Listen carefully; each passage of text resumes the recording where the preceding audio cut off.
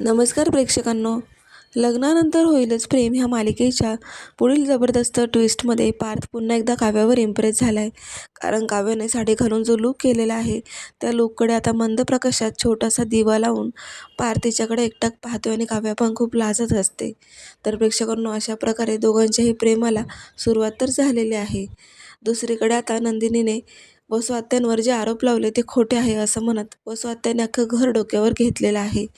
त्यात आता विक्रमला सुद्धा वसू आत्यांचीच बाजू लागलेली आहे, कारण त्यांची ती बहीण आहे आणि त्यामुळेच त्यांनी नंदिनीला असं चॅलेंज केलेलं आहे की नंदिनी, तुला वसू आत्याबद्दल इतकं काही बोलण्याची गरज नाही आहे आणि तुला असं वाटतच असेल की माझी बहीण म्हणजेच वसू आत्या ही असं काही करू शकते, तर तू पुराव्यासकट मला सिद्ध करून दाखव तिचा गुन्हा.